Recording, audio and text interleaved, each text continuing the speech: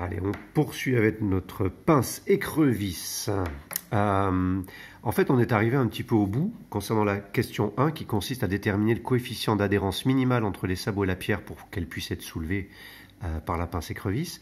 On est arrivé au bout de la démarche d'analyse de statique graphique, hein, donc avec 1, 2, 3 isolements, même 4 isolements puisqu'on a isolé le sabot 4. Et là, on va s'intéresser à ça va être très très rapide, hein, à la partie adhérence pour répondre à la question sur le coefficient d'adhérence. Et bien tout simplement, la force H' de pierre sur 4', qui elle est égale à moins H' de 4' sur pierre. On s'en servira peut-être dans un deuxième ou voire troisième temps. Ça c'est le principe d'action mutuelle à nouveau, hein, que je n'ai pas répété, qu'on avait là. Eh bien, cette force-là, elle a, dans le cadre d'un appui-plan qui se situe bien dans la zone, hein, d'appui-plan réel du patin, admettons que ce soit de là à là. Donc on n'a pas le phénomène de basculement.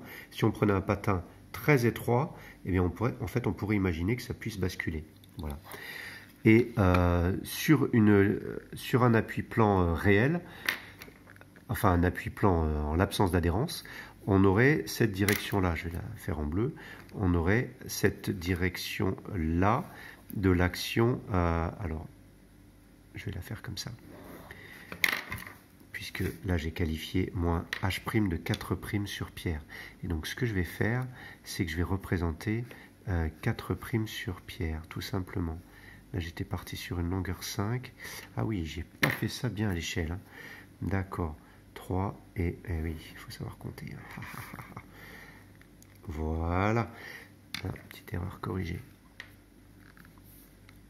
Et donc, à l'opposé, on a l'action, ça va nous servir après, ça c'est l'action mutuelle, l'action du sabot sur la pierre. On voit bien que c'est une action vers le haut qui pourra en partie compenser le poids de la pierre.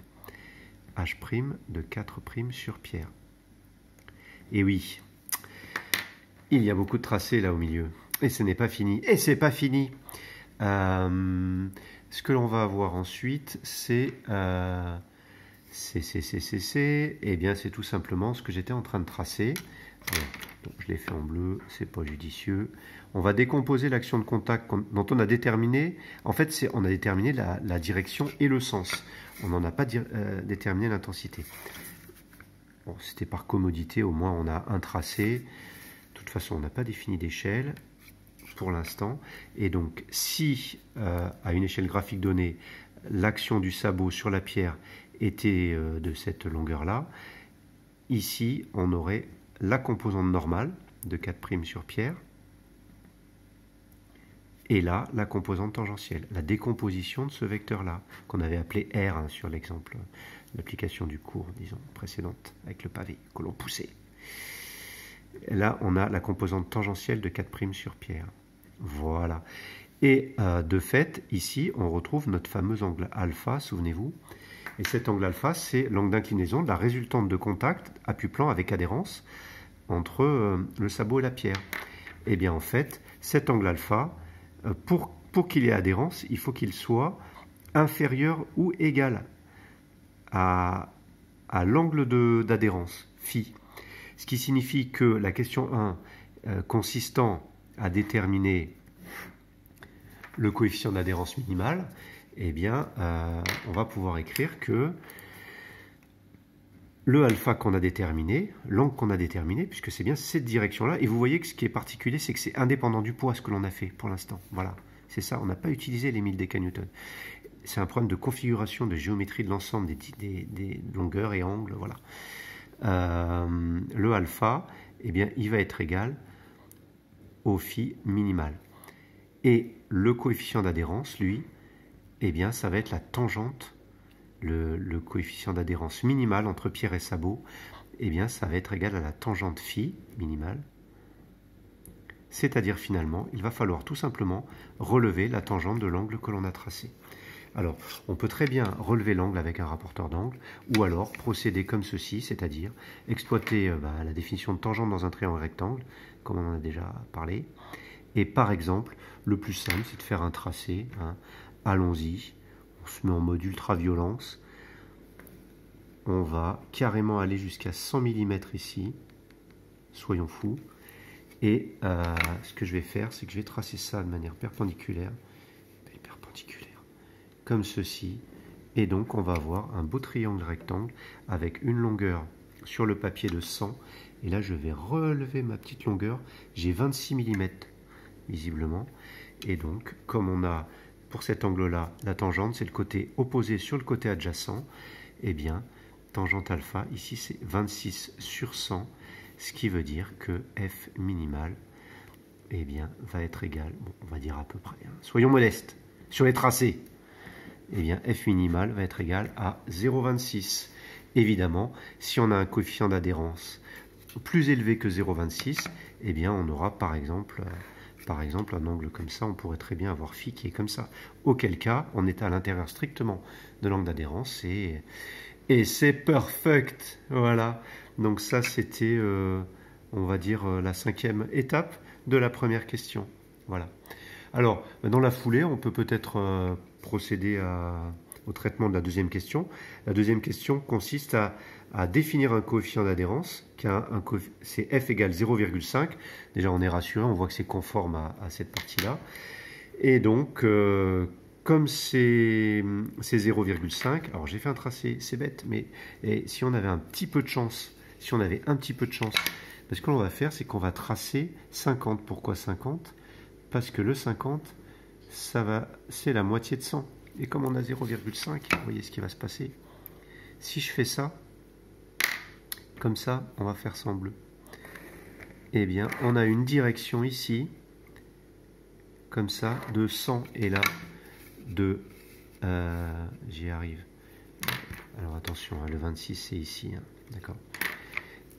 50, et si je trace ça, là, j'ai le cas de phi pour f égale 0,5. Pourquoi ? Parce que, hop, il y en a partout. Sixièmement, ben, si on a f, on va l'appeler f', égale 0,5, on va l'appeler phi', et bien c'est tangente phi', et ça, c'est 50 sur 100, ben, ça fait bien, je l'aurais écrit même si c'est là, 0,5. Donc, dans la deuxième question, on a l'adhérence qui est celle-ci. Voilà. Ensuite, ce que l'on a, c'est qu'on a le poids de la pierre. Et si on isole la pierre, hein, 7e étape, si on isole la pierre, alors là j'avais un point d'esquisse, a priori c'est au milieu, je vérifie. Poids de la pierre, c'est 1000 newtons. Alors admettons que graphiquement, là on va se prendre peut-être une petite échelle graphique rapidement. Hein. Je vais mettre 5 cm pour 1000 newtons. Donc admettons qu'on ait quelque chose comme ça. Au centre de gravité G de la pierre, hein, ici. Admettons qu'on ait P égale 1000 décanewtons. 50 mm sur le papier, hein, ici. Eh bien, si... Voilà. Alors, j'ai fait ceci, hein. Phi' f égale 0,5. Mais en réalité, oups, ce qu'il se passe, c'est que la force ne va pas suivre cette direction-là. La force, ce qu'elle va suivre, bah, c'est la direction qu'on avait trouvée précédemment. Voilà. A priori, oui, on va dire ça comme ça. Quelle est les forces? Oui, bah oui. Je vérifie un petit peu. Voilà, voilà. Du coup, on va pouvoir obtenir cette direction-là.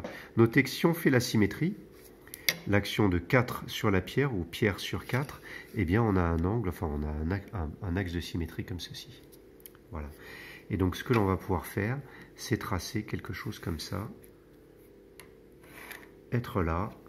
Ensuite, eh bien, si on a une action, on voit que, je prends un axe de symétrie comme ceci, on risque fort d'avoir quelque chose comme cela en termes de direction.